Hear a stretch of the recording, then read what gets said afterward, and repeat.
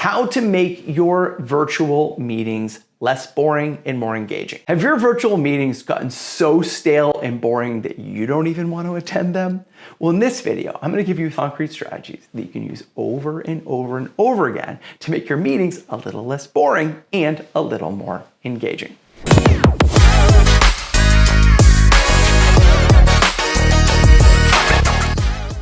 If we haven't met before, hi, I'm Chris Littlefield. I'm the founder of a company called Beyond Thank You. I spent 15 plus years helping leaders at top companies around the world build cultures where people feel valued and engaged. And one of those is showing people how to do the little things to make each one of those interactions just a little more engaging. And for the context of this one, I also wrote the book 75 Team Activities for Remote Teams. So if you want a bunch more things, we'll put a link to this book in the description below.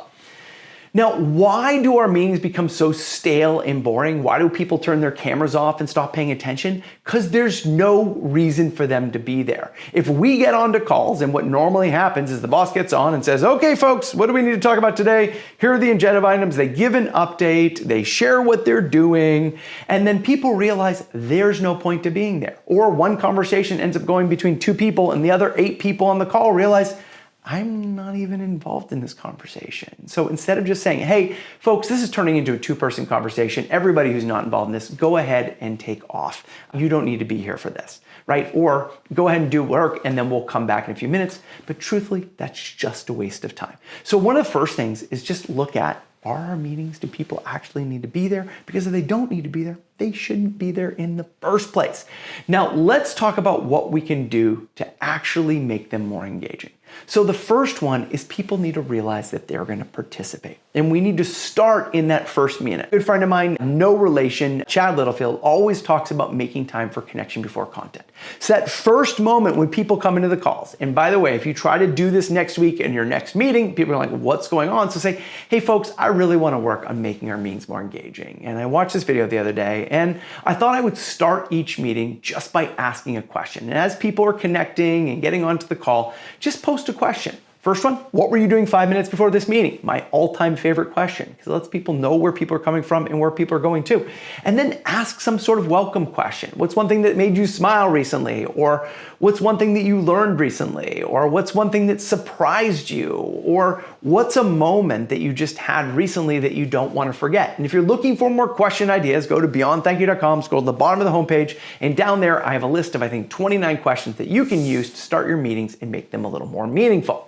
Okay, then once we get into the call, then we want to be intentional about participation. One great little tip to do, and this included in my book, is cup of names. Put everybody's names into a cup and then ask questions. If you're talking for more than 10 minutes at a time, no one's participating and they're checking out. So as you're talking, ask people questions about what you're sharing. So if you're giving an update about a certain subject, okay, what resonated with you about what I just shared? What questions do you have? On a scale of 1 to 10, how well do you feel like you understand this new policy? 10, you fully understand. 1, you don't understand it at all.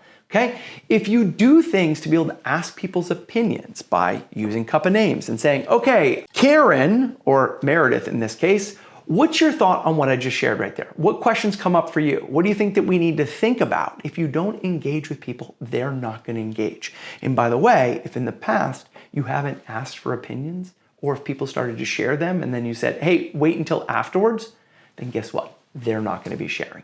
So you need to open that back up by doing cup of names and then using things like pulse check questions to gain interaction with people. And then the last one is make it just a little more fun.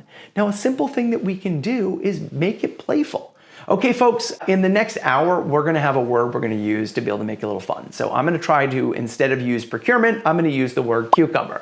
So as we figure out what we need to do in the area of cucumber over the next couple months, but make it playful. And if you're not going to do that, simply make it playful by freezing at some point in time and having people see, hey, are you frozen? Are you not frozen? And then the other thing to make it interactive that you can simply do is have them go and do something. Create a quick virtual scavenger hunt. So as people are participating, say, okay, so we need to figure out the answer to this question. Where on our site do we have this information? I want everyone to go and find what's the 3rd word on the 2nd page of our website under this paragraph. Everybody on your mark, get set, go. and then they go out, they find that word, they come back. But the whole thing is if people aren't participating, it's because we haven't given them a reason to participate. They don't feel like their voice matters, they don't feel like they're heard, and so we need to create opportunities to do that. So I just gave you a bunch of things that we can do right now by making time for connection before content, asking welcome questions, using pulse check questions, asking questions by using cups of names, right? Making virtual scavenger hunts, playing freeze. And then the last thing is make sure that your meetings aren't always with just all of you at the same time. So many times you can pose a question, and then if you're using something like Zoom or Teams, put people into breakout rooms. So if nobody talks in the big group, send them out into a breakout room with a question or something to work on or something to do, have them go out, have them have a discussion about it, come up with some questions that come up talking about the subject, and then bring them back into the room and then invite people to share.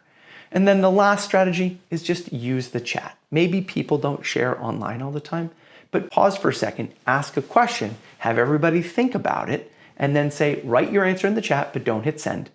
And then once they've written their answers, then all of a sudden say, hit send, everybody read their answers, and then do that. But if you use some of these simple strategies, then your meetings will stop being so boring, they'll stop being so dull, and people will stop thinking like it's time to do something else. They'll turn their cameras back on, they'll start sharing, and it will help your team work better together in the process. So if you want to make your meetings a little less boring and a little more engaging, try implementing one of these strategies in your upcoming meetings. Just try one to start and invite other people to come up with their own ideas. And together, your meetings will stop being so boring and start being a little more engaging. If you ever want additional ideas, check out my book, 75 Team Activities to Promote Teams, and you want to help leaders in your organization make your meetings a little less boring and a little more engaging, then reach out to me at beyondthankyou.com.